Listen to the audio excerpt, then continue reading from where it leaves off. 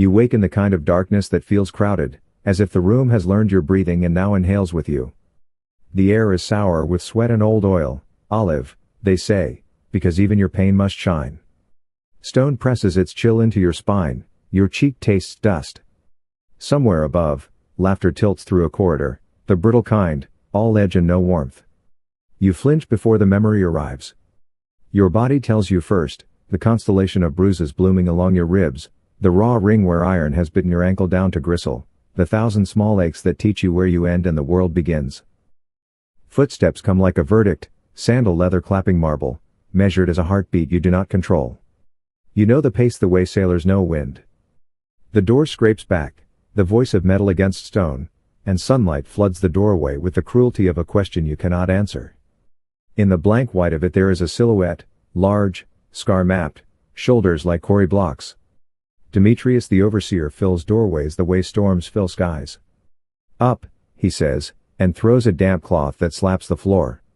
Clean yourself. The master has guests. You reach for the crumpled tunic in the corner, fingers fat with trembling. 15. You have been 15 for a long time, as if the number itself were a cell. Birthdays do not come here, days do, and nights, and the humming terror that joins them. You pull the tunic over skin that stings, and because looking at Demetrius is forbidden, you look at his belt, the thick leather, the iron ring with keys, the small knife used for bread and other things. He talks while you nod the way a beaten dog nods, through your bones. There will be important guests, he says, and his eyes do the arithmetic of you. Useful. Decorative. Breakable. The words do not leave his mouth, they travel through your body as sensation. He leads you along the corridor of the underhouse, where lamps smoke even at noon. The walls are painted upstairs, frescoes of dolphins and vines and boys who ride horses, but here the stones are bare except for the stains labor leaves. You pass the cells like doorless mouths. From one, a cough like a swallowed shout. From another, the silence of someone trying not to be heard. You catalog these things because it is a way of not thinking about the word entertain. In the language of free men, it means laughter and music. In the language of slaves, it means an inventory of your body, taken again and again, paid for in the currency of your fear. They call this a house, and it is, marble colonnades, a courtyard where shadows net the water, rooms whose floors are pictures made of stones more precious than bread. A poet would praise it. A sculptor would draw its lines. But the house has another face, the one it turns toward the earth like a knife under a cloak. The one you live inside. Civilization, you are learning, is a tale told in two voices, the one that sings, and the one that screams where the song cannot be heard. Demetrius halts beside a basin. The water shivers with the light. He tosses you a sliver of pumice, a thread of linen. Scrub. Oil. Do not bruise where it shows. The last instruction is almost gentle, and for a moment you hate him less for it, which is how this place works. You do as you are told, working the pumice over your arms until the dirt comes away in gray curls. The oil stings and then warms, and your skin gleams the way they like, health pretending to be choice. You glimpse yourself in the water's lid, a narrow face, a mouth that has learned smallness, eyes older than anyone should be. Faster, he says. His voice is not a shout, he has refined the art of hurting with economy. He was young when they bought him, they say. He did not die?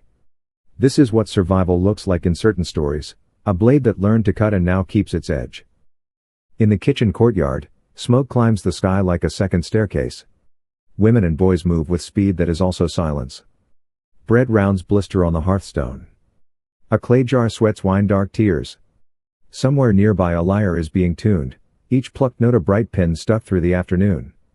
You and the others will be part of the evening's composition. They will speak of harmony, they will arrange you in it. You carry amphory because your hands can still lift. Oil traces your wrists, the smell of ripe fruit rotting slow. Past the andron, the men's room, you catch a draft of coolness and a glimpse of couches draped like thoughtless lions. Slaves, boys like you, some younger, some with eyes that have retreated as deer retreat into trees, move through the threshold under the gaze of statues whose marble has no shame. The house speaks in rules. You have learned to hear them in the smallest motions. You do not meet a free person's eyes. You walk soft so the floor does not complain. Your voice is a cupboard where your name is locked, because your name is a piece of home and home must be kept where they cannot put their hands. The rules are a fence that keeps you from falling into a deeper pit. Break them, and the world narrows to pain that teaches nothing except obedience. You think about the word citizen and how it turns like a coin, one side a wreath, the other a profile that never looks down. They say this city is a marvel, theater and philosophy, law and debate, men who argue in public about what is just, men who carve into stone the shapes of gods and call it virtue. You have seen the statues. You have heard, from the dark of the corridor, the speeches that travel like bright fish through water. But the marble is a mask, and behind the mask is a mouth, and you know what mouths do. There is a sentence none of them will write, that some men's leisure is other people's labor arranged so carefully it can pretend to be beauty. In the cool room where the empery wait, Demetrius takes the lid from one and breathes. He nods. Wine for men who will forget themselves, he says, and require you to help them do it. The line is practiced and not untrue. You think of forgetting like a sea, and yourself as a stone thrown into it again and again until even your edges don't remember being sharp. A boy named Philemon brushes past. 14, small-boned, his wrist the twig weight of birds. He touches your elbow, a migration of warmth, there and gone, and keeps moving. This is how you all speak when you cannot be heard. A pressure of fingers, be careful. A meeting of eyes that drops like a curtained window, tonight will be worse. A breath shared in a pantry door, eat now if you can.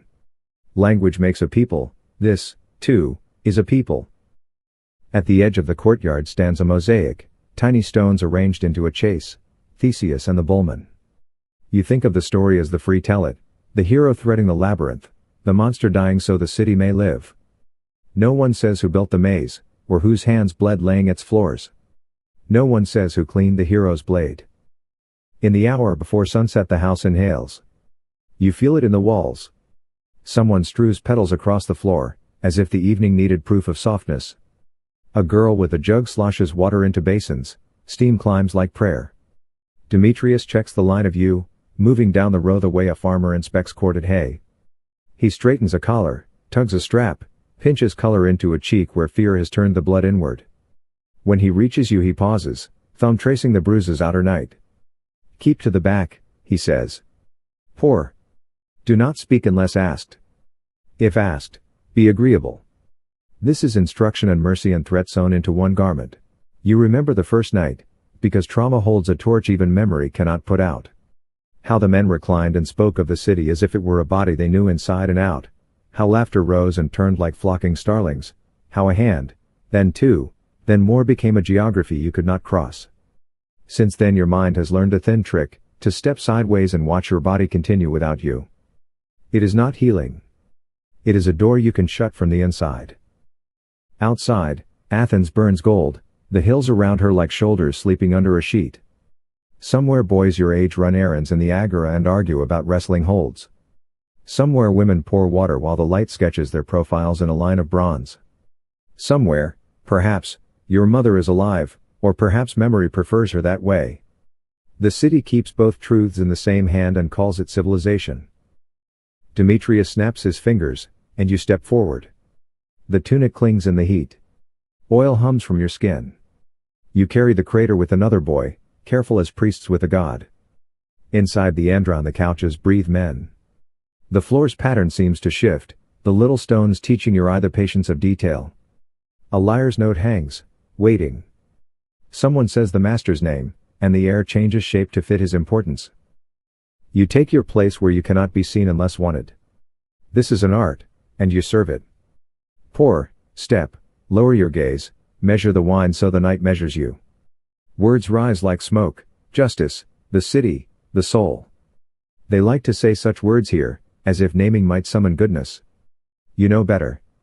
There are words that build, there are words that cover. Tonight will decide which kind these are. You hold the jug with both hands because steadiness is armor. You lift your eyes once and only to chart a path, couch to couch, shadow to shadow. In a polished bronze platter you catch, unexpectedly, your reflection, a face made orderly for their convenience, the quiet you have learned, the careful mouth they require. For an instant, underneath it, something stirs, the boy who ran among olive trees and believed that breath meant belonging. You feel him reach toward you like a swimmer breaking a surface. You lower your eyes. In this house, hope is a glass set too near the edge. Someone is always laughing. Someone is always reaching to see if it will fall. The journey into slavery rarely began with chains. It began with hunger, with whispers of debt, with the fragile economies of village life cracking under the weight of circumstance.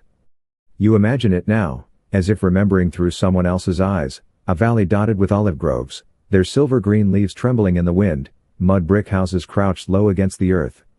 Families ate what they grew, barley bread, goat's milk, a scattering of figs in autumn. It was a life so narrow that a single failed harvest could tilt the balance toward ruin. And ruin came. A season of merciless sun that turned barley stalks into brittle reeds. A winter that stripped the olive trees bare. Wells where buckets scraped dry stone. Fathers limped from injury, unable to work. Mothers bled out in childbirth, leaving households suddenly half-broken. Each misfortune became a lever creditors could pull. In this world, children were both blessing and burden. Their small hands helped weed fields, fetch water, gather firewood. But mouths had to be fed, and when food thinned, eyes turned to those mouths with a kind of desperate calculation. A son could be sold.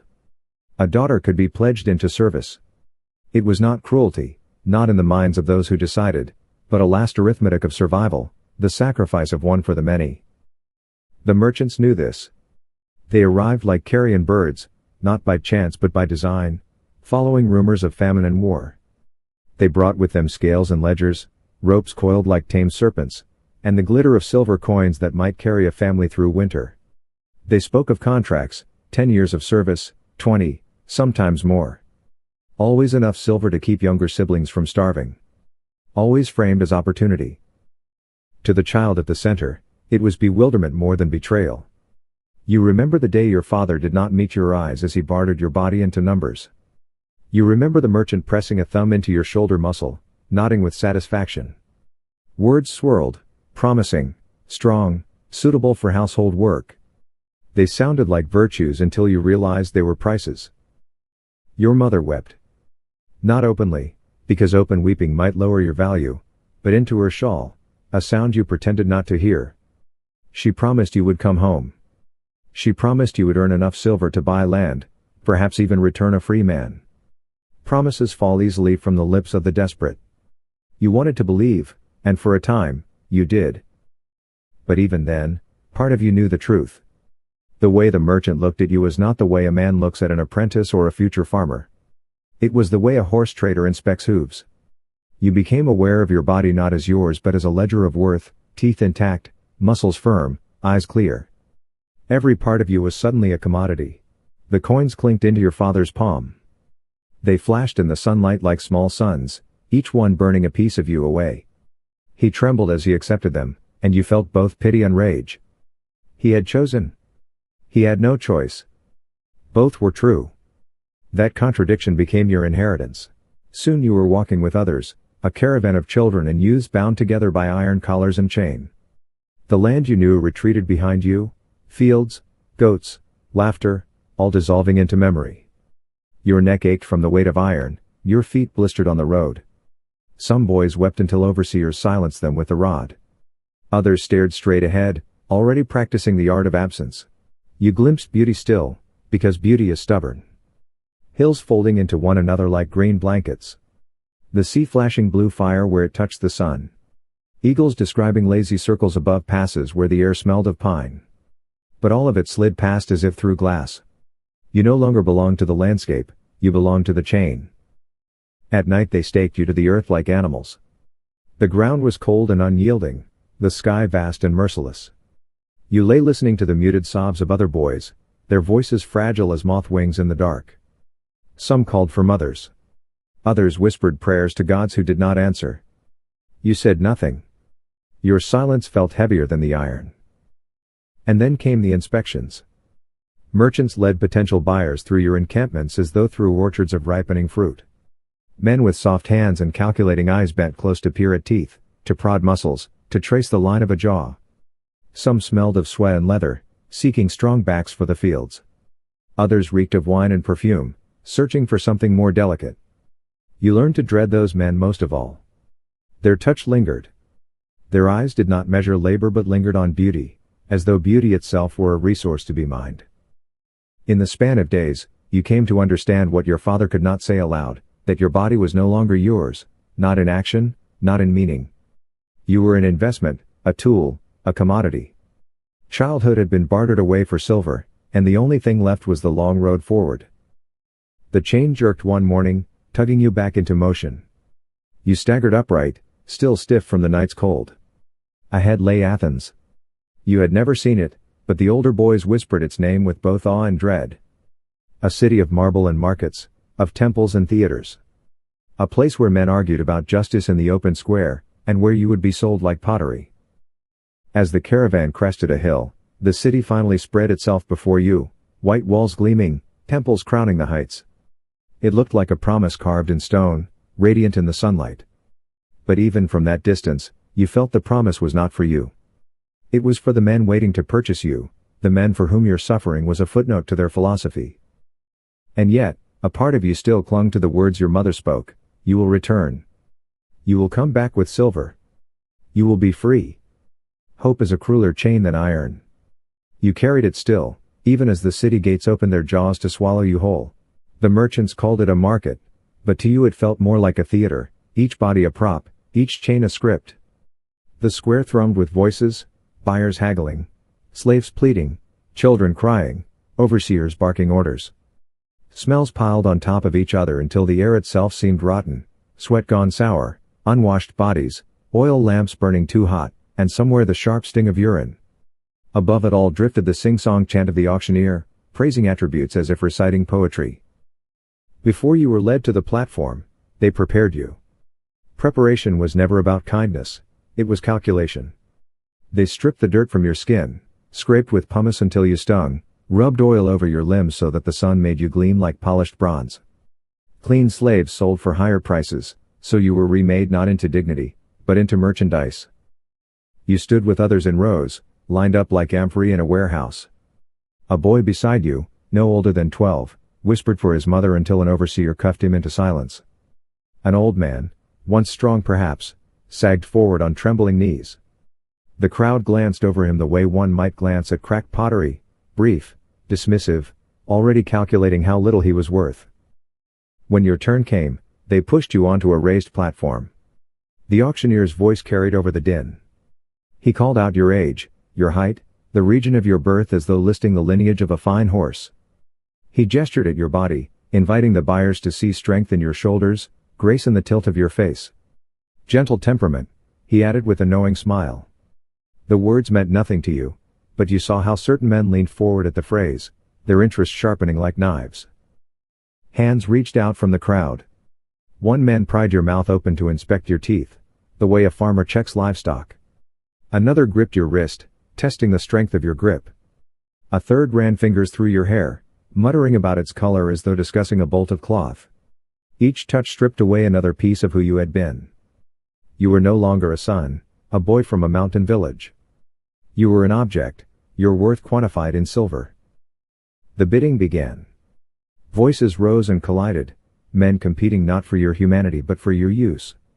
Numbers leapt like fire, each one climbing higher, until finally a hand cut through the air with finality. The crowd stilled. You had been purchased. The man who claimed you was named Lysander, though you would not learn his name until later. What you saw first was not his name, but his body, well-fed, his tunic dyed the deep purple that screamed wealth, his hands soft and unused to labor. His smile was not cruel exactly, but it was possessive. Even before the coins passed from his purse to the merchant's hand, he looked at you as though you already belonged to him. The merchant clapped Lysander on the shoulder, congratulating him on the acquisition. Silver coins clinked as they were counted, each one a small bell tolling for the death of your freedom. You thought again of your father's trembling hands taking money under the hard sun, of your mother's face turned away. The circle had closed. Lysander's household awaited. It loomed in the wealthiest quarter of Athens, a structure so large it might have been mistaken for a temple. Marble columns gleamed white as bone. Mosaics glittered on the floors, depicting gods in victory and men in triumph. The house was meant to impress visitors with the grandeur of its master. But for you, crossing its threshold felt like stepping into the belly of a beast. Inside, slaves moved quickly, silently, as though their bodies were shadows trained to carry trays of food and pitchers of wine.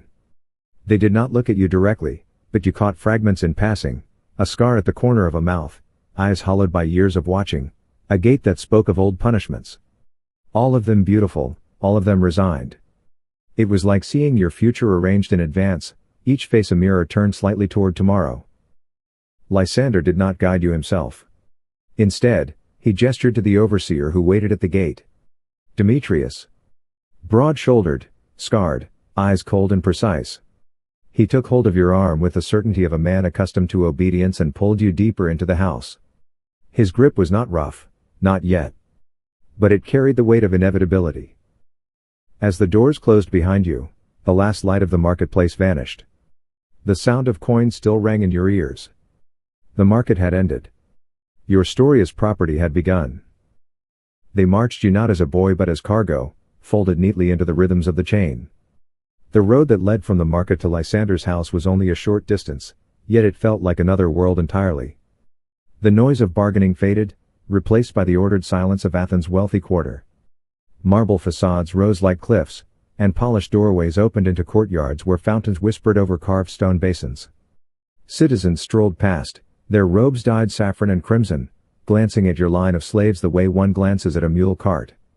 A necessary sight. An unremarkable one. But you remembered the journey here, the days that blurred together when you first left your village. The caravan had wound through valleys where goats clambered along rocky paths, through olive groves older than memory, past shrines where travelers once stopped to pour wine in thanks. Yet no shrine answered your prayers. Every step had been a subtraction, taking you farther from what you knew, binding you tighter to the iron circle at your throat. At night, the caravan became a field of bodies staked into the ground. Chains rattled as boys shifted on straw mats or bare dirt. Overseers kept torches burning, their light turning the air into a wavering net of shadows. Sometimes the merchants brought men to inspect you even there, among the stench of sweat and fear. Buyers bent close, peering at muscles by torchlight, as though the glow might reveal hidden flaws. You learned to recognize their types. The farmers came first, lean men with calloused hands who looked for endurance, not beauty. They prodded your shoulders, squeezed your calves, and asked questions about plowing and threshing, as if you had been born to the rhythm of another man's field. If chosen, you would have lived in endless daylight, bent to the soil until your body broke. The household buyers were different. Their touch was careful, even clinical. They searched not for strength but for obedience, for a kind of malleability in the eyes. They wanted servants who would carry trays, sweep floors, and respond to orders like trained dogs. In their gaze, you felt less threatened, but no less diminished. And then came the third kind, the ones who made your stomach twist before they even touched you. Draped in fine cloth, perfumed, their rings flashing as they reached out to tilt a boy's face upward. They murmured to each other in the accents of the educated, but their eyes were naked with hunger. They lingered too long at the line of a jaw, the curve of a shoulder. These men bought beauty the way others bought wine, to consume it until nothing remained. You were placed carefully among the second group when the caravan reached Athens, slender enough, they decided, to be useful indoors. They bathed you again, rubbed oil into your skin until it gleamed, combed your hair to make it lie smooth. The transformation was deliberate. You were not to appear as a weary traveler, but as a commodity polished for display. The slave market itself assaulted every sense. Noise hit you first, a constant din of voices haggling, crying, demanding. Then the smells, too many bodies, too little air, a thickness that clung to your throat. Finally, the sight, rows upon rows of the living reduced to inventory. Women with babies clutched to their breasts. Boys barely walking, swaying on uncertain legs. Old men, their backs bent into permanent submission. The market was not chaos. It was order, an order designed to make human suffering look like commerce. When you were pushed forward into the crowd, the realization struck like iron, you were one more body among hundreds. Not singular. Not unique. Replaceable as pottery, perishable as fruit. The boy you had been was gone. What remained was a product waiting for purchase. And when Lysander's hand rose in final bid, when the auctioneer's voice thundered the sale, you understood that Athens had swallowed you whole. You were no longer in passage, no longer in the liminal space between loss and ownership. You belonged? Not to yourself. Not to your family. To him. The chain snapped off your neck with a clang that should have meant freedom, but instead it was only transfer, from the merchant's custody into the overseer's grip. Demetrius's fingers closed around your arm like a lock. His voice, low and unyielding, carried the weight of your new existence. You will learn the rules. The caravan had ended. The house had begun. And in that moment, you understood something your father could not tell you, something your mother's tears could not name, that slavery was not a journey, but a labyrinth. One you would never walk out of, no matter how many steps you took. Lysander's household did not simply stand, it loomed. From the outside, it was another mansion among Athens' wealthiest, but to you, crossing its threshold was like stepping into a myth told in two voices. The first voice sang of wealth, marble columns gleaming in the afternoon sun, courtyards tiled with mosaics of gods triumphant, painted walls where Apollo's chariot blazed eternal across a blue sky. The second voice whispered of shadows, doors that closed too heavily, rooms that swallowed light, corridors that smelled faintly of oil and sweat despite their gilded surfaces. Demetrius, the overseer, led you through the entrance court with his steady, predatory stride. He had no need to raise his voice, authority radiated from him like heat from sun-struck stone. You will obey, he said simply. His words were not instruction but law. As you moved deeper into the house, you realized that here, silence was not absence, it was currency. The other slaves glided past with trays and jugs, their eyes lowered, their movements precise. They had perfected invisibility, and you would be expected to do the same. Your first impression of them was not pity but recognition. They were all young, some younger than you, chosen not by accident but design. Their beauty was varied, dark eyes that flashed even when downcast, hair that gleamed like polished wood, bodies taut from labor and carefully maintained. They looked less like a household staff than a collection, each one a specimen acquired, displayed, arranged. Their faces shared something that unsettled you, resignation. It was a look you had seen once before, when your father's hands trembled around silver coins. Demetrius wasted no time.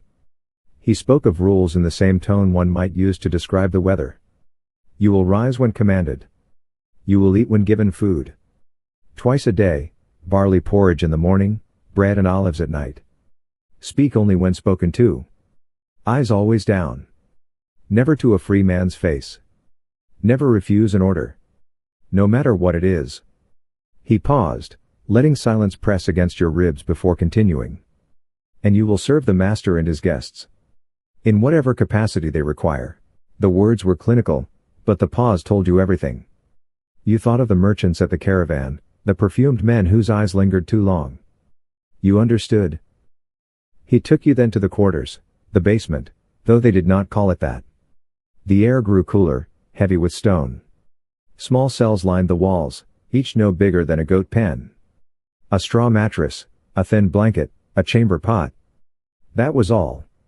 The walls were thick, not for warmth but to smother sound. You realized why within minutes. From somewhere deeper came muffled cries, too soft to form words yet too sharp to be ignored.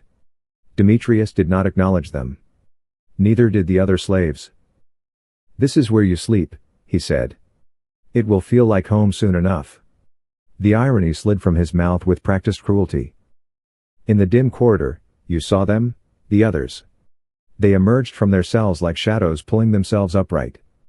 Marcus, a boy about your age, with eyes that seemed to look through stone itself. Alexios, older, scarred across his cheek, a warning written in flesh. And Philemon, younger still, a child with a face already hollowed by something no child should endure. They did not speak at first.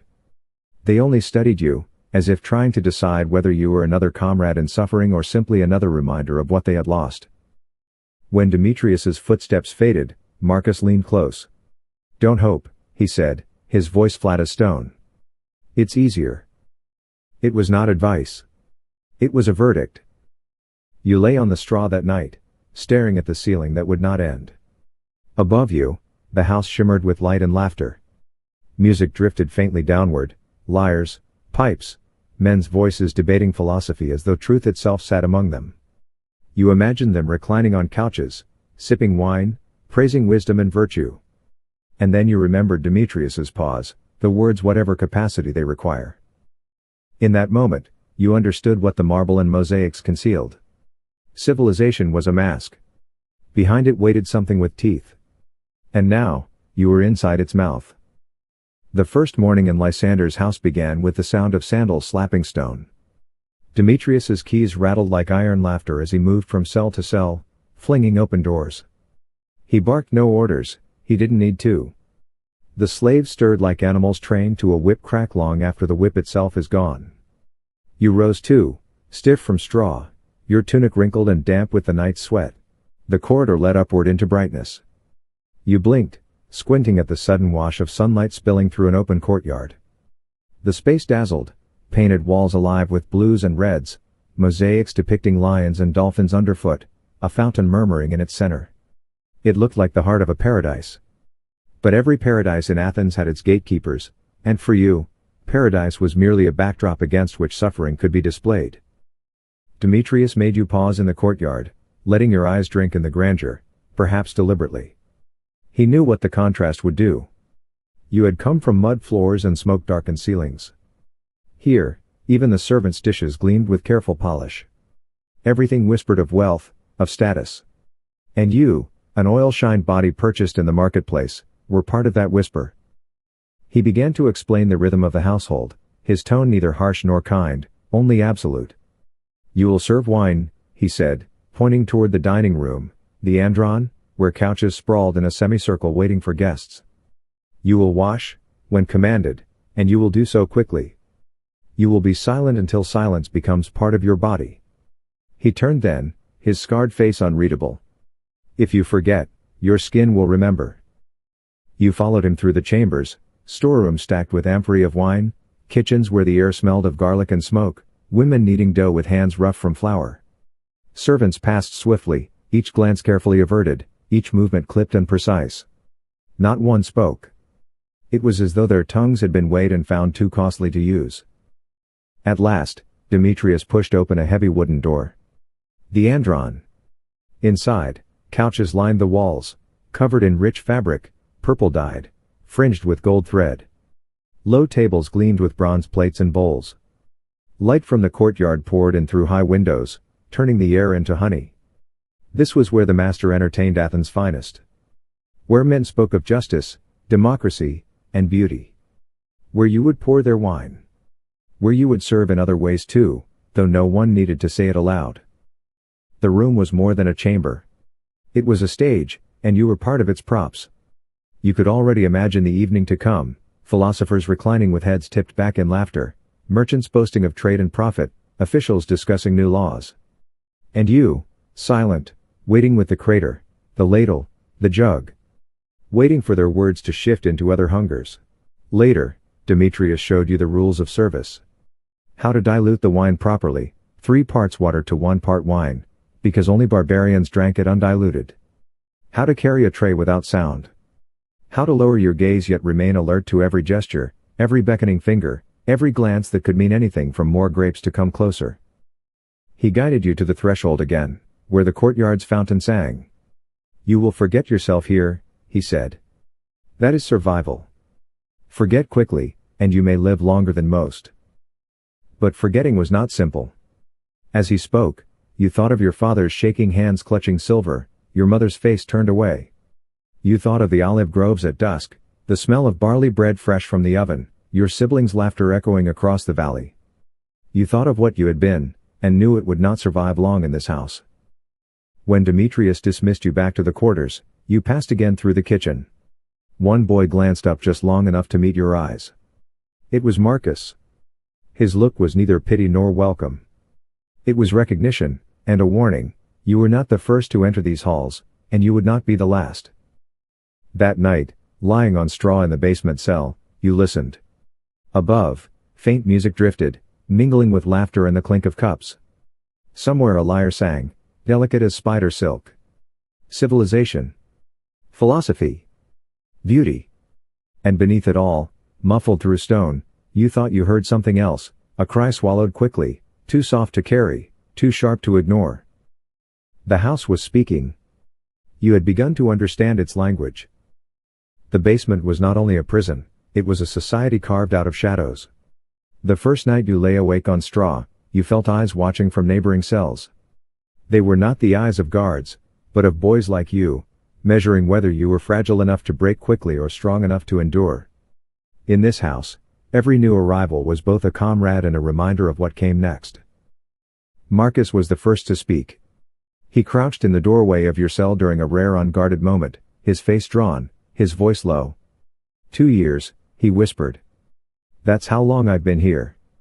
His eyes held a strange depth, a kind of still water that suggested things too heavy to float to the surface. He didn't need to explain what those 2 years had contained. You could see it in the way he flinched at the faintest sound of footsteps above. Alexios came later.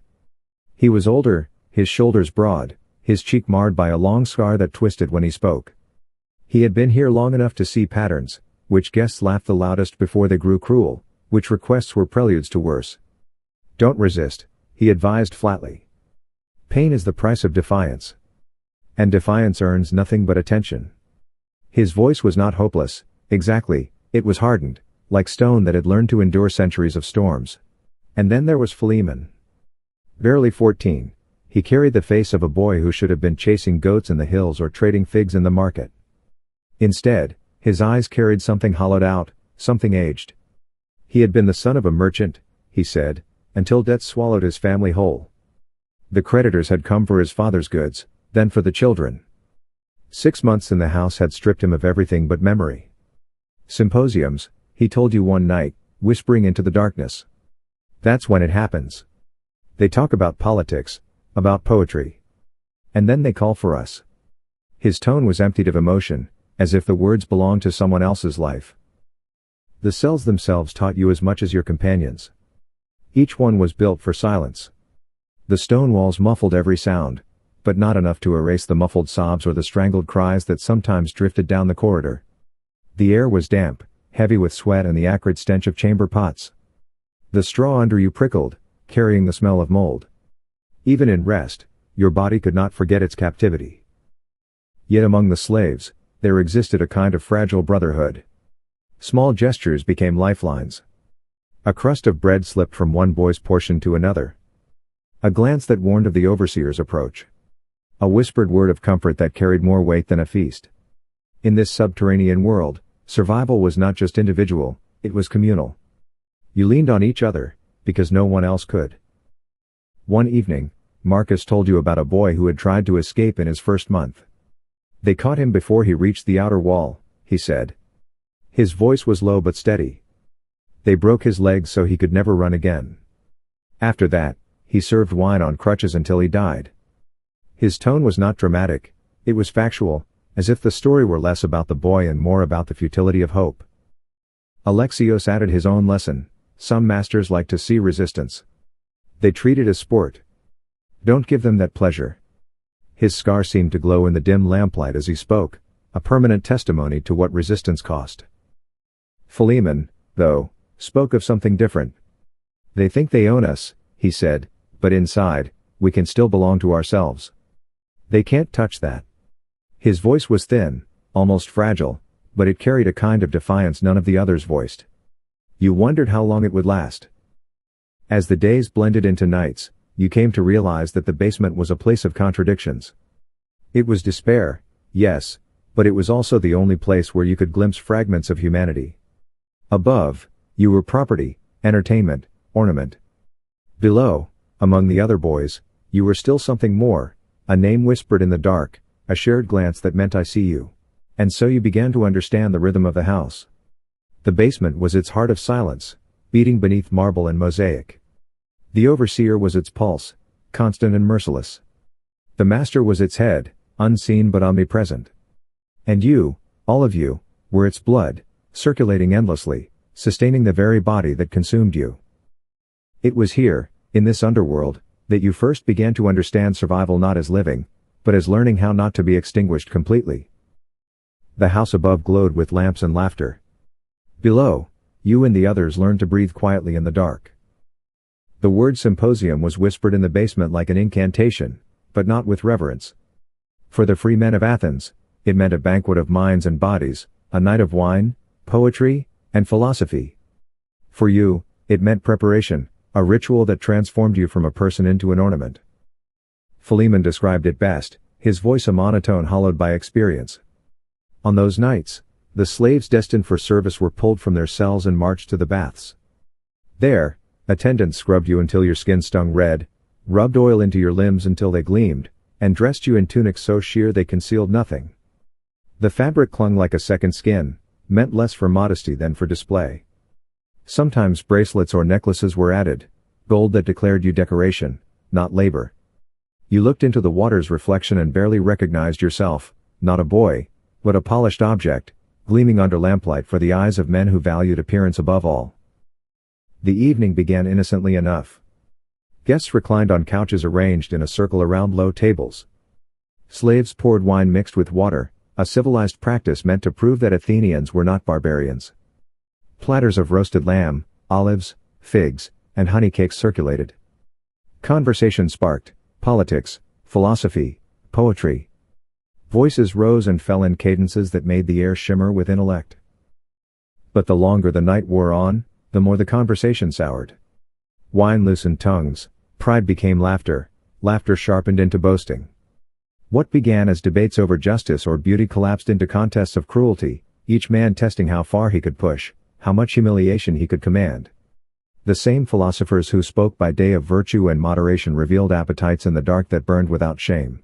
You learned the cues quickly. A finger crooking in your direction meant you were to pour wine, not just into a cup, but sometimes between a man's lips. A hand brushing your shoulder could mean a summons to kneel, or to massage, or to feed him grapes while he laughed with his companions. At first, the gestures were small, almost playful. Then came the silence, the kind that settled when everyone waited to see how far one man would go, how much entertainment he could wring from the body at his side. The first time it happened to you, the guest was older than your grandfather, his beard white, his voice smooth as honey gone sour. He called you to his couch, asked about your homeland as though curious. You answered softly, trying to steady your trembling hands. His questions seemed harmless. Did you miss your family, your village, your goats? But his hand on your shoulder slid lower, pressing, claiming. When you flinched, he gripped harder. The room quieted. Faces turned. Their interest was not in your story but in your resistance. You tried to move, tried to speak, but laughter drowned you. The laughter of men who debated the soul by day, who now watched yours being broken as sport. The more you struggled, the more their amusement grew. Your protests were met not with mercy, but with mockery.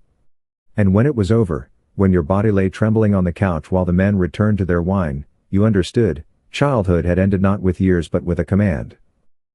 Back in the basement, you stared at the stone ceiling until your eyes blurred. Your body ached, but worse was the silence inside you, the hollow echo where something once lived. You were not a boy anymore. You were not even a person. You were entertainment, property, a vessel emptied and refilled at their pleasure. The others did not ask. They did not need to. They had seen the look in your eyes before, had worn it themselves. Marcus placed a hand on your shoulder briefly, and then withdrew. That was all. In this house, comfort was scarce, and too much of it could be dangerous. The symposiums continued, each one carving a little deeper. Some guests were cruel in ways almost ritualistic, demanding games that turned bodies into toys. Others were casual, interrupting debates on ethics to order acts that left scars no philosophy could explain. And always, beneath the wine and music, was the same truth, that beauty and brilliance here rested on a foundation of bruises and silence. You began to dread the sound of lyres in the evening, the smell of spiced lamb drifting through the corridors, the torchlight spilling into the basement. Each sign meant another night where Athens celebrated itself above, while below, you prepared to be consumed. The morning after your first symposium, you woke with the taste of iron still in your mouth. Bruises bloomed across your ribs like flowers pressed too hard against stone. Yet the house stirred as though nothing had happened. Servants hurried through halls with trays of figs and bowls of olives. Lysander's wife gave orders about fabrics and dyes. Children of the household played in courtyards, their laughter carrying no knowledge of what echoed below their father's feasts. For you, silence was expected. There was no room for mourning, no pause for recovery. Demetrius inspected you with a glance, not to ask if you were well, but to calculate how soon you could serve again.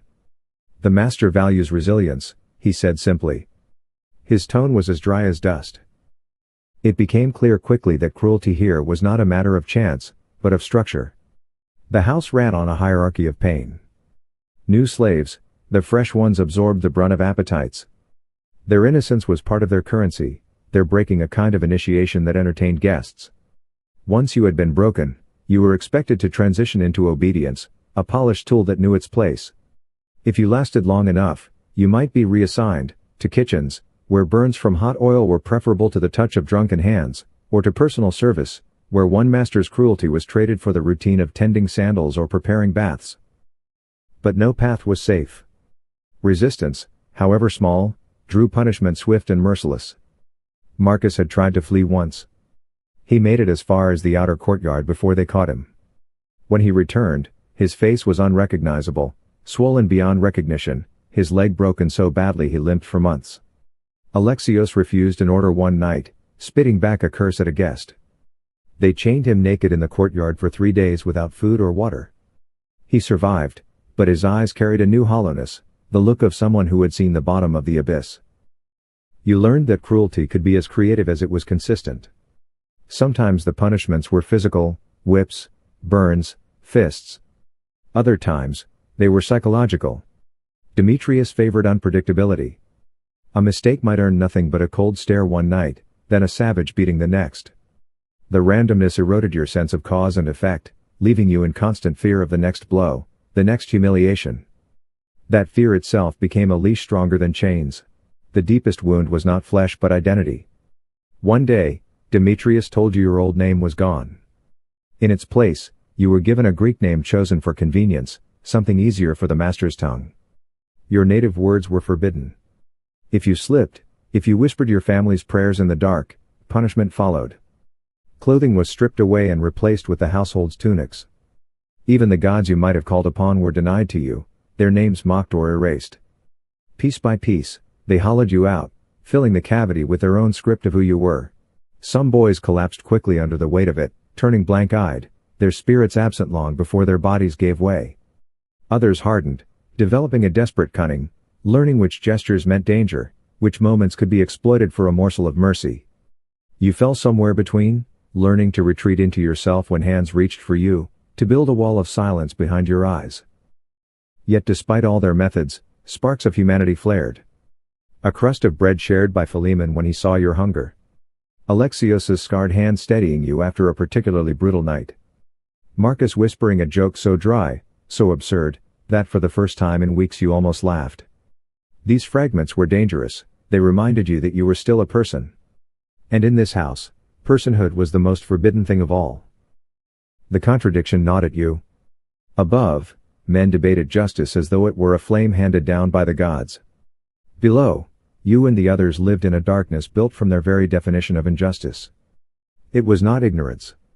It was design. Athens thrived because of the broken bodies beneath its marble floors. And so you began to understand that survival here was not about strength alone.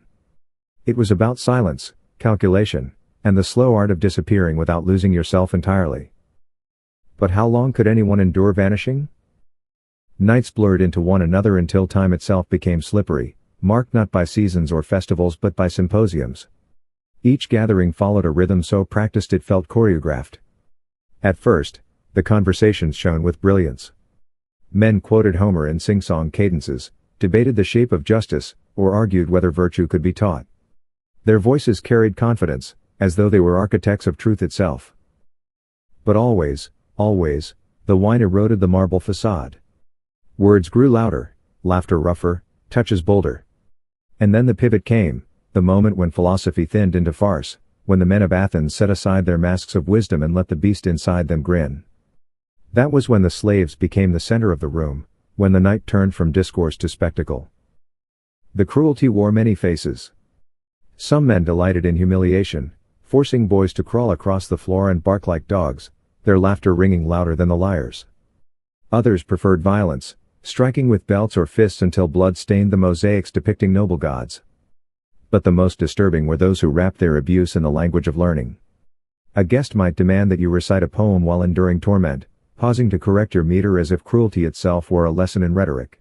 Among the most infamous was Dionysios, a politician known across Athens for his soaring speeches on civic virtue. In public, he thundered about justice, about the rights of citizens, about Athens as the light of the world. In private, he used young slaves as stages for his performances. He would force you to kneel as he declaimed lines from Homer, punctuating each phrase with a slap or a cruel tug, as though your suffering were part of his oration. The contradiction was not invisible to him, it was part of the pleasure. Then there was Cleomenes, a wealthy merchant who draped himself in the reputation of generosity. He sponsored festivals, funded public fountains, and was praised for his philanthropy. But in Lysander's house, his gifts were given in bruises. He relished pain as pedagogy, declaring that suffering taught discipline. The scars he left were his signatures, each one a silent reminder that public virtue often thrived on private violence. Most unsettling of all were the philosophers. Men who wrote treatises on the good life, who taught that moderation was the path to virtue. Yet here, wine loosened their tongues into elaborate justifications for every act. One sophist in particular would torment a boy, then argue aloud that slaves possessed lesser souls, naturally suited to submission. In his logic, your cries were not tragedy but proof of philosophy. It was cruelty wrapped in rhetoric, the knife hidden inside the scroll. And yet, none of them saw contradiction. To them, you were not within the circle of justice or philosophy. You were outside it, a tool, property, a living stage upon which they could act out their ideas without consequence. They could be generous to their peers, civic-minded in the assembly, and monstrous in private, without ever feeling hypocrisy. For in their eyes, you were not part of the same moral world. The realization grew inside you like a sickness, that the greatness of Athens, its art, its politics, its philosophy, was built upon this foundation. The marble columns that dazzled travelers, the democracy praised as the dawn of freedom, the tragedies that explored the depths of human suffering, all of it leaned on the broken bodies of slaves. The contradiction was not hidden. It was woven into the fabric of the city itself. Back in the basement, you and the others spoke of it in whispers. They call us shadows, Marcus said once, his voice low. But what if it's the other way around? What if they are the shadows, and we are the ones who see clearly? His words lingered, a spark of defiance in a place that punished sparks. Philemon, younger, thinner, shook his head. Don't think like that. Thinking makes it worse. His eyes were old in a way no child should be. You lay awake that night, listening to the laughter echoing above, and wondered which was worse, to forget who you were, or to remember too clearly. In the end, survival required a strange balance. You learned to retreat inside yourself during the worst moments, to let your body be present while your mind floated somewhere beyond. But each time you did, you felt a little more hollow. A little less whole. And still, the symposiums came, and the philosophers debated justice, and the city outside praised itself as the pinnacle of civilization. Over time, the cruelties of the house stopped feeling like isolated storms. They became weather, predictable, patterned, an atmosphere you breathed every day. The body adjusted first. Bruises hardened into calluses, scars overlapped until they became a second skin. The aches in your shoulders, the burn in your ribs, the rawness in your throat, these no longer shocked you. They were constants, like the toll of a temple bell. But the mind, that was where the overseers aimed their sharpest tools. Fear alone was not enough to rule. They needed you hollowed, compliant not just in body but in thought. So they crafted a system that unraveled you thread by thread. Isolation came first. You were cut from family, from language, from any tether that could remind you who you had been. Your old name was buried. In its place came a Greek one, smooth on their tongues, foreign on yours. You repeated it when ordered, each time feeling the weight of your true name sinking deeper, like a stone dropped into a well. Then came unpredictability. You never knew when you might be summoned, nor for what. A mistake today might be ignored, tomorrow punished with brutality. Sometimes a smile from a guest meant you were spared, sometimes it meant you were chosen. The randomness stripped away cause and effect, leaving only vigilance. Your body lived in a state of readiness, flinching at shadows, eyes scanning for signals you didn't always understand. The most insidious weapon was gratitude. Once, you were given an extra piece of bread. Another time, a warmer blanket. A night when no one called your name. These mercies felt like gifts, And you learned to feel thankful for them, as if survival itself were a favor granted by cruelty. Gratitude for crumbs, this was how they bent your spirit, until even your sense of fairness became inverted. Around you, the other slaves embodied different paths through this maze. Marcus had learned to mask every flicker of feeling, his face a blank slate that revealed nothing. Alexios moved with the careful patience of someone who calculated every step, every breath, to avoid attention.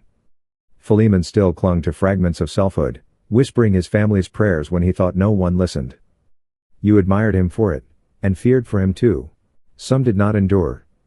A boy whose name you never learned stopped eating, his eyes going glassy as he slipped quietly toward death. Another attempted to strike a guest with a wine jug, his punishment was so grotesque that even the other slaves avoided speaking of it. The overseers never lamented their losses.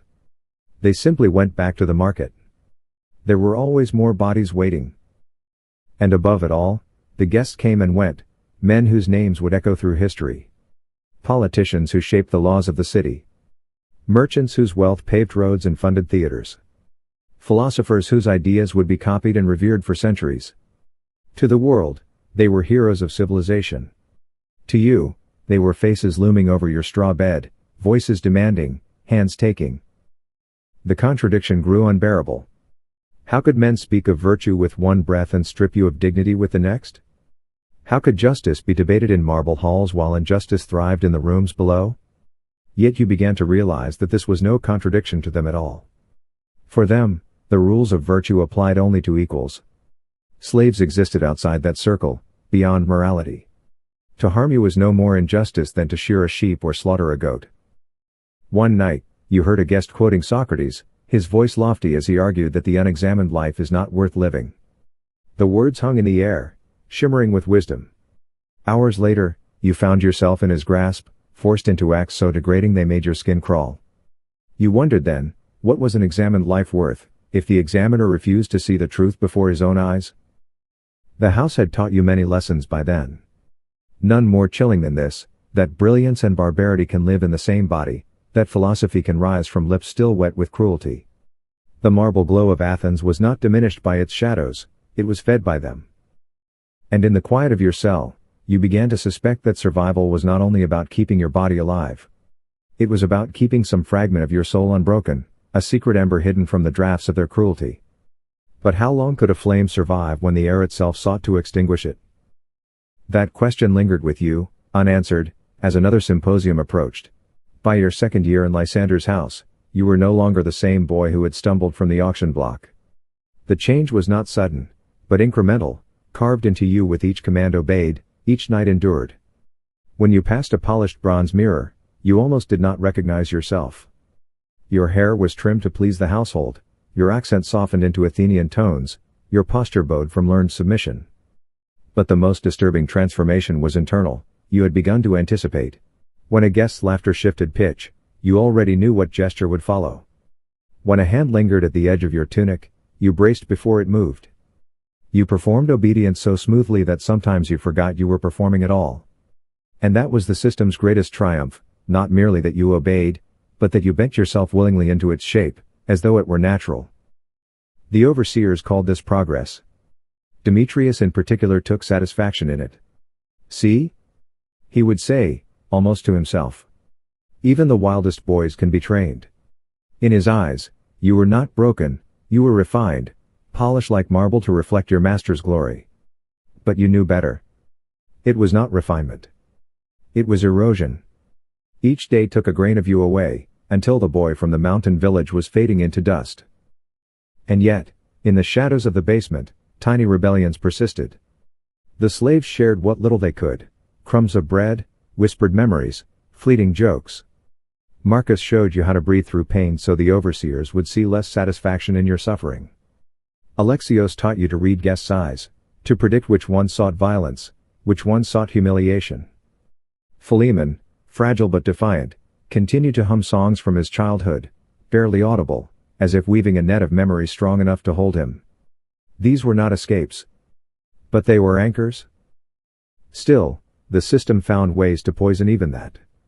The master dangled rewards like bait, better food, a softer blanket, permission to serve in the kitchen instead of the andron. But those rewards came only when one proved loyalty, not to fellow slaves, but to the house. It was no secret that informants were prized, that betrayal could earn small comforts. And so even friendship became fragile, tainted by suspicion. You trusted, but not completely. You gave, but never without reserve. The house itself seemed complicit. By day, it glittered with mosaics of gods and heroes, by night it swallowed screams into its thick walls. Its beauty mocked you, reminding you that Athens could create splendor and horror with the same hand. Sometimes, while carrying a tray past painted frescoes of battles and victories, you wondered how many unseen bodies had paid for those colors, those stones. You suspected the answer was countless. And then there were the philosophers, the guests whose cruelty was not impulsive but deliberate, laced with reasoning. They spoke of hierarchy, of natural order, of souls designed for freedom and souls destined for servitude. To them, your degradation was not only acceptable, it was righteous. The arguments were polished, persuasive, almost beautiful in their logic. But you could feel the rot beneath. They were not proving truth. They were excusing appetite. This realization settled into you with clarity sharper than any blade. Athens' greatness was not despite its cruelty, it was because of it. The democracy that men boasted of, the philosophy that future generations would revere, the art that still dazzled in the flicker of oil lamps, all of it rested on a foundation of broken bodies like yours. You were not outside their civilization. You were its foundation stone. Some nights, you lay on straw and tried to recall your mother's face, but the image blurred. Her voice faded too, drowned out by laughter and liars. You feared that forgetting was its own kind of death, and perhaps that was the point. To erase the boy you had been until only the servant remained. But even in that fear, you found yourself clutching a fragment, the faint memory of running across olive fields, wind rushing through your hair. It was nothing more than a shadow of a feeling. Yet it was yours. Unclaimed. Unbroken. And in that flicker of memory, you realized something the overseers could never fully erase. You were more than what they demanded you be. You had been someone before this. And perhaps, buried deep within, you still were. Whether that ember would survive the years ahead, that was a question you dared not answer. For another symposium awaited, and with it, the next test of how much of you could be consumed before nothing remained. The years in the house reshaped you so completely that survival became second nature. You no longer counted time by seasons, but by arrivals. Each new boy led through the gate, polished and oiled for display, trembling just as you once had. They came from villages you did not know, faces both foreign and familiar in their fear. And in them, you saw your own past replayed, a cycle repeating endlessly beneath marble ceilings. The household needed this constant influx, because youth was both its currency and its fuel. No boy remained new for long. Some withered quickly, disease, despair, injuries that festered. Others were hardened into the same blank compliance you had perfected.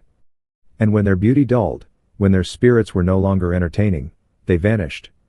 Some were sold to quarries or mines, where life expectancy was measured in months. Others simply disappeared overnight, their names never spoken again. The house functioned like a furnace, consuming the fresh and discarding the ash. You sometimes accompanied Demetrius to the market when more merchandise was required. He paraded you as proof of what proper training could achieve. Buyers admired how obedient you appeared, how your silence seemed effortless. They praised the overseer, but their eyes lingered on you like a craftsman admiring his best tool. You hated it most when Demetrius asked your opinion. This one? He'd say, gesturing to a trembling boy. Too soft. That one? Too stubborn. And you, hollowed by years, would answer with the detachment of experience. You knew who would break quickly, who would resist, who would last longest. It was survival to play the role, but inside you felt a sickness, as if you were complicit in extending the very machine that devoured you. On one such trip, a boy caught your gaze. Dark-haired, narrow shoulders, no more than 13. His eyes were wide, frantic, searching for something familiar in the crowd. And in him, you saw yourself, the goat-herding child from the mountain village, the one who had not yet been erased. For a moment, something pierced your numbness. A memory, your mother's arms, your father's rough hands steadying you, the smell of barley bread. The pain of remembering nearly doubled you over. You told Demetrius it was the heat. He believed you. The boy was purchased by another master, sparing you from watching him fade into the same hollow shell you had become. But his image haunted you. At night, when you lay staring at the stone ceiling, you dreamed again, dreams you had not allowed yourself for years. Running through olive groves. Laughing with siblings. Splashing in streams cold enough to sting your skin. Dreams of life before chains. They unsettled you, because they reminded you of something the house had almost convinced you to forget, that you had once been alive in ways deeper than breath. That memory was dangerous. Numbness had been your armor, a shield against despair. But numbness cracked when confronted with the reminder that you were still human. You found yourself whispering your true name in the dark, so softly that not even Marcus could hear. It sounded foreign, like a relic unearthed from the soil, but it was yours. Yet each memory came with a knife edge of grief. The more you remembered, the more unbearable your present became. The house allowed no space for grief. To weep was to invite punishment. To hope was to invite ruin. So you carried the ember in silence, terrified it might die, terrified it might flare too brightly. Meanwhile, the cycles of cruelty continued above. Guests reclined, spoke of virtue, then demanded entertainments that mocked their own words. The house's marble halls rang with music, but its walls dripped with silence, a silence heavy with all that was not allowed to be spoken. And in that silence, a question began to take root within you: was survival worth it, if it meant becoming part of the machine that destroyed others? You did not yet know the answer. But you sensed the day would come when you would be forced to choose. The choice announced itself not with thunder but with routine: another symposium, another evening of polished couches and flickering lamplight. The guests were older men this time, philosophers and politicians whose names carried weight in the assembly. They spoke in slow, deliberate tones, their words meant for memory. You stood nearby with the crater, the ladle heavy in your hand, pouring wine into cups as their debate unfolded. The topic was virtue. Could it be taught? Or was it innate, a gift of the gods? One argued that some souls were born superior, destined to rule, while others, slaves, of course, were naturally suited for obedience. Another countered that environment shaped character, that even a slave might embody virtue if circumstances allowed.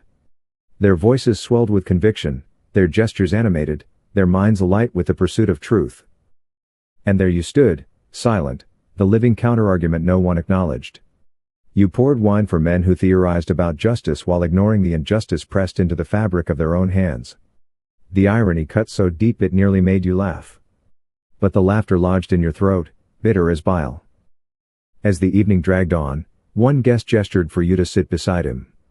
His tone was gentle, his questions courteous. What village were you from? What work had you done before the house? For a moment, it felt almost like conversation, the ghost of dignity flickering between you. But then his hand tightened on your arm, and the questions stopped, replaced by commands. The shift was seamless, practiced. Philosophy gave way to appetite, as naturally as day sliding into night. In that moment, clarity struck like lightning. Their sophistication did not excuse their cruelty, it amplified it. These were not ignorant barbarians, blind to morality. They were educated men who chose to rationalize their indulgence. They knew justice, they simply decided it did not apply to you. That was their true philosophy, hidden beneath scrolls and speeches, the belief that humanity could be divided, that some lives were not lives at all but tools for others' pleasures. Later, back in the basement, you lay awake staring into darkness. The voices of the philosophers echoed in your head. Virtue. Justice. Order. You saw them for what they were, words polished into weapons, wielded to justify appetites. Athens was not great despite this hypocrisy, it thrived because of it.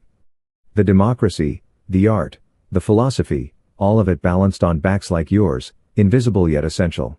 And you realized then that survival was no longer enough. Breathing, eating, enduring, these had kept you alive, but only as a shadow. What mattered now was witness. To remember, to speak, even if only in whispers in the dark, that what happened here was real. To refuse the erasure they demanded. The next morning, as Demetrius passed through the cells, you did something dangerous. You whispered your true name to yourself, barely audible, just enough that your ears could hold it. It was not defiance in the eyes of the house. But to you, it was everything. For the first time in years, you felt alive, not because the chains were gone, but because you remembered who you were within them. Years passed in a haze of ritualized cruelty. You became so skilled at invisibility that you seemed less a person than a shadow moving through marble halls. Guests hardly noticed you anymore unless they needed a cup refilled or a body summoned. That invisibility kept you alive, but it also hollowed you. You began to wonder whether the boy who had once run barefoot through olive groves still existed at all, or whether he had been erased completely. The answer came, unexpectedly, at another symposium. It was meant to celebrate a military victory, and the room was swollen with young aristocrats drunk on wine and power. They turned their attention to the slaves, devising contests to see who could command the most humiliating act. You obeyed mechanically, each command more degrading than the last, until something inside you shifted. It wasn't anger. It wasn't even grief. It was the quiet collapse of something you hadn't realized you were still holding, the belief that you were still, at your core, yourself. In that moment, you saw yourself not as a boy trapped in suffering but as they saw you, an object, a vessel, a thing. And strangely, that realization brought a kind of peace. If you were no longer a person, there was no more self left to break. From then on, you became what they wanted, the perfect slave. You anticipated gestures before they were made. You smiled when commanded, laughed when prompted, obeyed without hesitation. You did not flinch, did not falter. Demetrius noticed and rewarded you. Your meals grew more regular, your clothing cleaner, your cell relocated to one with a tiny barred window. Other slaves looked at you with envy, but also fear. They knew what had been sacrificed to achieve such favor, not just body, but spirit. Yet even as you sank into this numbness, fragments of awareness clung like thorns. You began to see the house not just as a prison, but as a machine with gears and levers you could almost predict. Guests rotated through cycles of indulgence. New boys arrived like offerings, their terror a currency that refreshed the household's appetite. Old slaves vanished, their absence barely remarked upon. You moved among these patterns like a ghost observing its own haunting. Occasionally, you accompanied Demetrius back to the market. He displayed you as proof of what proper training could accomplish, and you played your role flawlessly, silent and obedient. Buyers studied you with admiration, their eyes gleaming with envy at how thoroughly you had been reshaped. They wanted their own purchases to become the same, smooth, compliant, erased. And then, one day, you saw him. A boy standing on the platform, no older than 13, dark-haired, slight, trembling as the merchants examined his teeth. His eyes were wide, frantic, desperate for something, anything, that might remind him he was still human. He looked so much like you had looked that your chest ached. For a moment, something cracked. You remembered your father's laugh, your mother's hands kneading bread, the mountain winds rushing across your face. Memories you had buried surged back with a violence that nearly knocked you breathless. Demetrius caught your stagger and asked if you were ill. You lied, said the sun was heavy. The boy was purchased by another household. You should have been relieved, but instead his image haunted you for weeks. In your cell at night, you dreamed again, dreams you thought had died years ago. You whispered your true name more often now, clinging to it like driftwood in a storm. The numbness you had relied on began to feel fragile, cracked by memories that refused to stay buried. And in that fragility, a truth emerged: survival was not the same as living. You had endured, yes. But endurance without selfhood was only another form of death. The question that had long lingered at the edge of your mind now sharpened into focus: was it better to surrender completely and become nothing, or to suffer the torment of remembering who you were? The boy's face, burned into your memory, gave you the answer. To remember was agony. But to forget was annihilation. And so, you chose to remember. The face of that boy at the market lingered in your mind like a ghost you could not banish. His eyes followed you through every task, every symposium, every moment you tried to disappear. For years, numbness had been your armor.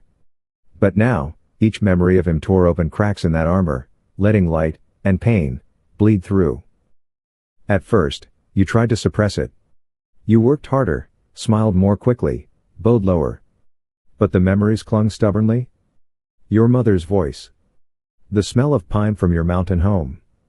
Your true name whispered in the dark, steadying you when the walls closed in. Each recollection felt like a rebellion, dangerous yet necessary, proof that you had not been erased completely. And then came the night of a different kind of symposium. Fewer guests than usual, older men, philosophers with reputations that would echo through centuries. They reclined on couches, sipping diluted wine, and their conversation flowed with practiced ease. They debated Plato's ideas, arguing whether justice was an absolute ideal or a human convention. You moved quietly among them, filling cups, serving dishes, listening though you were supposed to be invisible. One man claimed that slaves were born inferior, incapable of true virtue. Another argued that circumstance shaped character, that even a slave might embody virtue under the right conditions. They spoke as though you were an abstract, a concept, not a breathing body standing inches from their couches. The irony was unbearable, men who had used you for their pleasures now dissecting whether you were capable of goodness, as if their actions had no bearing on the truth. Something inside you hardened. It was not rage. Rage had burned out long ago. It was clarity. Their brilliance was not lessened by their cruelty. It was made monstrous by it. These men knew justice. They could articulate it, debate it, even celebrate it. And yet they chose injustice anyway. Not from ignorance, but from convenience. From appetite. That realization shifted something profound in you. You no longer saw yourself as merely trapped in a cruel house. You saw the structure for what it was, a system built deliberately, sustained knowingly, justified with words polished into philosophy. The contradiction was not an accident. It was the foundation. That night, when you returned to your cell, you lay on your straw mattress and whispered your true name again. But this time, it was not just for yourself. It was for the boy in the market, for Philemon with his whispered prayers, for Marcus with his hollow eyes, for Alexios with his scarred cheek. It was a vow, not of freedom, not of victory, but of witness. You could not tear down the marble halls. You could not silence the laughter of the symposium. But you could remember? You could carry names, faces, fragments of humanity in defiance of their erasure. That was survival of another kind, not just of body, but of truth. And so, you began to live differently in the house. Outwardly, nothing changed. You poured wine, bowed your head, obeyed orders. But inside, every detail you observed became a record. Every cruelty committed was etched into memory. You became an archivist of suffering, carrying stories in silence so they would not be lost. It was not freedom. It was not peace. But it was something the masters could not steal. And in a world built to erase you, that act of remembering was the greatest rebellion of all. Time dulled the edges of pain, but it sharpened your awareness. By now, you were no longer a boy but a young man, scarred inside and out, your body marked by years of use. The guests noticed you less. Their eyes slid past to younger faces, to the fresh ones newly arrived from the markets. What had once been your curse, your youth, your beauty, was fading, and with it, your value in this household. Demetrius was the one to tell you. He summoned you to his chamber one morning, his voice stripped of cruelty, almost matter of fact. You've served well, he said, but the master has no need of you here anymore. You'll be sent north, to the mines. They'll make use of your strength. His eyes lingered on you not with pity but with the detached assessment of a man who had once stood where you stood, who had learned that compassion was a luxury slaves could not afford. The mines. You knew what that meant. You had heard whispers, tunnels so narrow men crawled on their bellies, dust so thick it clawed at your lungs, ceilings that collapsed without warning. The life expectancy there was measured not in years but in months. It was not an assignment. It was a death sentence written in stone and shadow. Yet you did not protest. By then, you no longer believed in the illusion of choice. Death in the mines or death in the symposium, it was all the same end. You felt nothing but a hollow calm, as though the house had already stripped you of the ability to care. That night, Marcus slipped into your cell.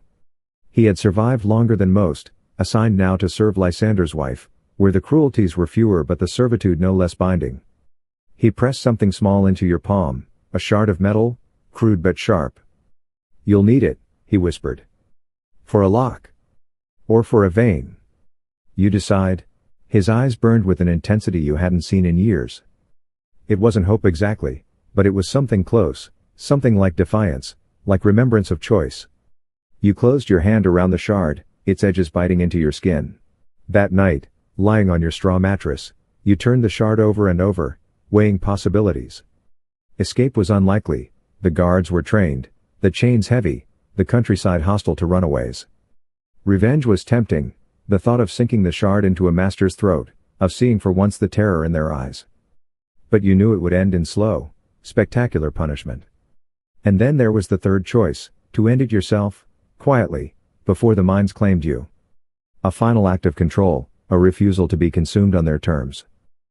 Each option shimmered before you, each carrying a different kind of death. But as dawn seeped into the cracks of the basement, you made a different decision. You hid the shard, tucking it where another slave might one day find it. You would not take your life, nor would you strike your captors. Instead, you passed the choice along, a gift of possibility in a world that allowed none. Perhaps another would escape. Perhaps another would use it for vengeance. Perhaps another, like you, would simply hold it as proof that choice had not been erased completely. And so, when the chains were fastened for your journey to the mines, you walked with empty hands but a strange fullness in your chest. The house had stripped you of nearly everything, but it had not taken this, the ability to choose what to pass on. It was a small victory. But in a world built on erasure, even small victories carried weight. The road to the mines wound through landscapes that once might have been beautiful. Mountain streams glinted like silver ribbons, and pine trees whispered in the wind. Villages clung to the slopes, their smoke rising in thin spirals toward the sky. But chained as you were, you could only watch the world slide past, a ghost moving through places that could have been home. Each bend in the road stirred memories. A patch of barley reminded you of your father's fields.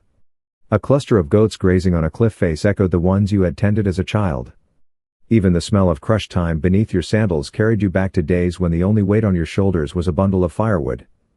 The irony was sharp, the closer you came to death, the more vividly life before slavery returned to you. When you reached the mining camp, all illusions ended. The air was thick with dust, a fine gray powder that clung to skin, hair, and lungs alike. The tunnels yawned like open graves, their entrances propped with rotting timber. Chains rattled constantly, a metallic chorus underscored by coughs that never stopped. The men here did not look like men at all, but specters, gaunt, eyes hollow, skin stretched over bones like parchment over sticks. The overseers barked orders, whips at their sides, but they scarcely needed to. The mine itself was punishment enough. Quotas were impossible, designed to grind bodies into exhaustion. Collapse was a daily threat. And when the rock fell, it buried not just stone but lives, sealed forever in the tunnels. And yet, in this circle of hell, you discovered something remarkable. The slaves here had built their own fragile society, woven from necessity and defiance. Food was shared when possible, an extra scrap of bread smuggled, a sip of water offered. Those too weak to work were supported by others until they could no longer stand. And, most importantly, they remembered. In whispered conversations during brief rests, they told stories of their lives before the mines, farmers, potters, fishermen, shepherds. They spoke the names of wives, of children, of villages erased by war or famine. They taught each other songs from their homelands, each melody a thread linking them to a past the overseers could not fully destroy. You, too, shared your story, haltingly at first, then with more certainty. The boy sold for silver in a drought. The marble house in Athens. The symposiums where philosophy masked cruelty. You spoke your true name aloud for the first time in years. And when the others repeated it back to you, something inside your chest ached with fierce relief. In that moment, you understood what survival meant here. Not the survival of bodies, the mind would claim those soon enough, but the survival of memory. Each story told, each name spoken, was an act of rebellion. A refusal to vanish. Your own body weakened quickly. Years of abuse had left your lungs fragile, and the dust filled them with every breath. Coughs tore through you at night until blood flecked your lips. Still, you worked, hauling baskets of stone, striking rock with iron tools, until your arms trembled too much to lift. The end came without spectacle. A collapse, sudden and merciless, filled the tunnel with choking dust. You were pulled from the rubble, barely breathing, your chest crushed by stone and years alike. The other slaves gathered close, whispering your name, promising to carry your story forward. And as your eyes closed, you knew, you would die in darkness, but not in silence. Because your name, your pain, your truth would live on in the mouths of those who remembered. And that was more than your masters had ever intended to allow. Your death in the mines was quiet, almost unremarkable, swallowed by the dust and the darkness. Yet even in that silence, something endured. The men around you spoke your name, passing it from lip to lip like a fragile ember. They swore to remember you, just as you had remembered others. And in that vow, you joined a lineage older than marble or empire, the lineage of the forgotten who refused to vanish. But history, the kind etched into stone and scrolls, did not remember you. It remembered Lysander, with his silk tunics and symposiums. It remembered Dionysius, the politician who thundered about civic virtue. It remembered philosophers whose treatises on ethics would be copied for centuries. Nowhere in those records was there space for your name, your story, your pain. You were the shadow behind the marble glow, the silence beneath the speeches. And yet, isn't that the truest story of civilizations? That their greatness is built not only on genius and triumph, but on bodies consumed in the shadows? Athens gave the world democracy, but it denied democracy to the majority who lived and died enslaved. Athens produced immortal art, but the hands that lifted the marble, that cleaned the brushes, that served the feasts, were erased. The contradiction was not hidden, it was structural. A system designed to celebrate beauty while silencing suffering. When we walk today among the ruins, when we marvel at temples bathed in golden light, we are meant to think of Pericles and Socrates, of theater and reason. But the stones whisper other names too, the nameless ones who quarried them, carried them, bled for them. Their fingerprints are still pressed into the dust, though history refuses to record them. And what of us?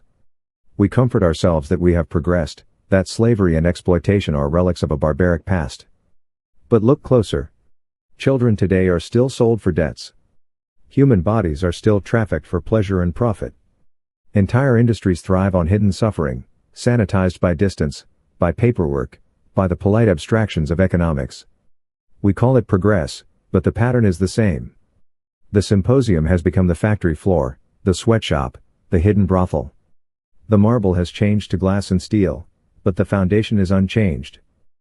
The most chilling parallel is not the cruelty itself, but the sophistication that masks it. Just as Greek philosophers wrote treatises on virtue while ignoring the screams beneath their feet, our own societies debate ethics while profiting from hidden suffering. We build legal frameworks to explain away exploitation, economic theories to justify inequity, technologies that profit from human weakness. We wrap appetite in the language of progress, just as they did. The boy who died in the mine has no monument. His story lives only in the whispers of those who promised to carry it. And yet, he is everywhere. He is in the child sewing clothes for a wage too small to survive. He is in the girl sold into a trafficking ring while governments debate definitions. He is in the miner digging cobalt for batteries that light our screens, coughing dust as surely as you did. His life, forgotten by history, is a mirror held to ours. The question is not whether cruelty persists, it does. The question is whether we, like the Athenians, will continue to avert our eyes, praising progress while building it on hidden misery. Whether we will learn to see the shadows beneath our marble, or whether we will choose, as they did, to forget. The marble still stands. The mosaics still gleam. But the cries of the slaves are still there, echoing, if we dare to listen. The boy in the mines died, but his story did not. It lingers, not in marble inscriptions or gilded manuscripts, but in the unbroken chain of human suffering that stretches from antiquity to now. His voice joins a chorus of the forgotten, a hymn sung in silence, carried in the marrow of generations who lived and died unseen. The greatness of Athens, the democracy praised in classrooms, the philosophy studied in lecture halls, the art admired in museums, was not diminished by his suffering. It was enabled by it. Every polished column was balanced on the backs of the enslaved. Every symposium was brightened by the extinguishing of another's dignity.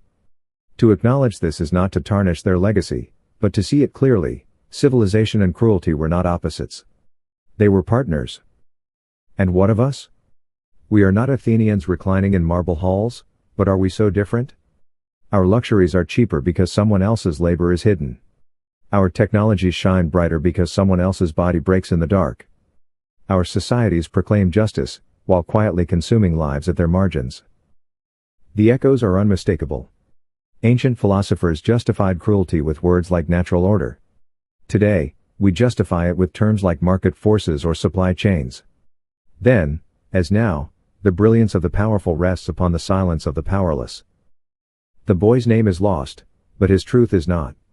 His story is a warning: progress without conscience is no progress at all. Beauty without justice is theft. Philosophy without compassion is hypocrisy. If we forget this, we repeat the very blindness that allowed Athens to shine so brightly while leaving so many in darkness. So the next time we gaze at the Parthenon, or quote Plato, or praise the dawn of democracy, we must also remember the boy chained in the symposium, the boy broken in the mines. His life mattered as much as theirs, though history would have us believe otherwise. Civilizations are remembered for their monuments. But their truest legacy is written in how they treat the vulnerable. And if we dare to listen closely enough, we can still hear him, the nameless boy, whispering across time, asking us one question. Will we remember?